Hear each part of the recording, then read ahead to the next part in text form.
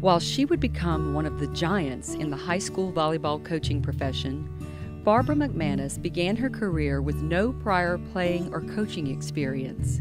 Indeed, she was a first-year math teacher when persuaded to lead the Redstickers volleyball team. I mean, she will tell you, I knew nothing. The girls needed somebody. I wanted them to be able to compete, so I volunteered. I told them that was a very complimentary thing that they were doing. I appreciated them asking me that.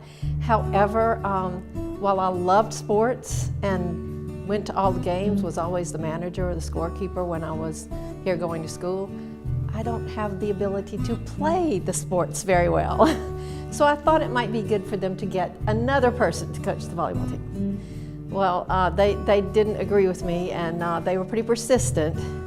So finally, by about the end of November, I said, okay, let's just try it for this 1 year, and that'll give you time to find another person who would be better at coaching volleyball than I am. And it actually grew into 22 years. So I'm thrilled. I had a great time. And the rest of us who chose this as a career were following her lead. That's the amazing thing. I mean, she was mentoring people like me. We wanted to do this. I grew up in the sport, and I'm following someone that I later find out had no idea when she first started. She literally went and got books from the library and started studying the game so that she could run practices and really develop it for her students. Her confidence level, even though she would not have said that she was confident, was always there. Barbara has great abilities, and when she puts her mind to something, it just works. As much as it speaks to her character, I think it speaks more to her mathematical, analytical brain, because the angles and the precision of the sport, she was able to learn it that way. I remember watching her in the stands, and she would sit quietly. She always had a stack of papers in her lap, real intense, and she would make marks and then look up. Make marks and then look up. Make marks and look up. So I snuck down the back of the bleachers behind her to see what she was doing, because I wanted to steal her secrets. And she was grading math papers. Grading math papers. This volleyball genius that I was coming to steal all of her secrets was making lines and marks on math problems. Barbara's passion for coaching was rivaled only by her love for her girls and SJA. And I remember being in the workout room at the time, and I was working on math homework, and I was really struggling with something. And she came in, and she probably sat down with me for a good 10-15 minutes and went through some problems and worked with me. And I remember thinking at the time, she's so busy today.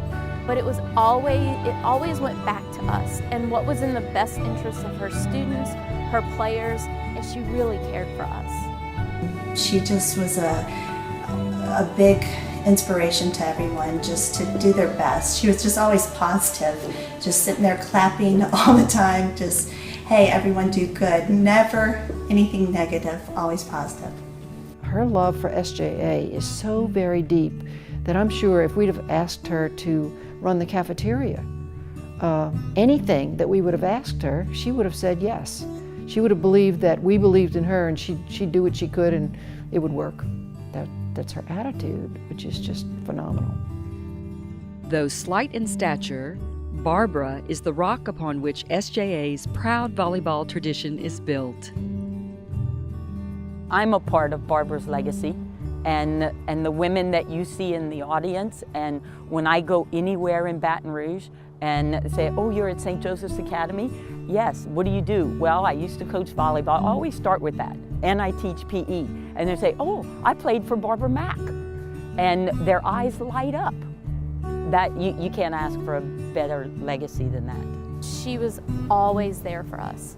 And so, I think it was part of the reason that I chose the profession I chose, because I viewed her as someone who was more than just a coach. She really cared for us, and I wanted that to be a part of how I spent my life and my career.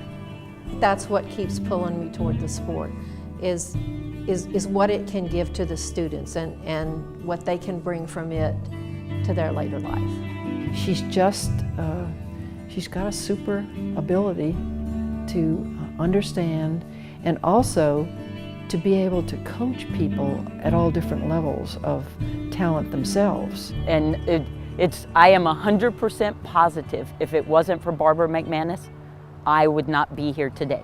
I would not be standing in this orchard. I would not be employed by St. Joseph's Academy were it not for Barbara McManus.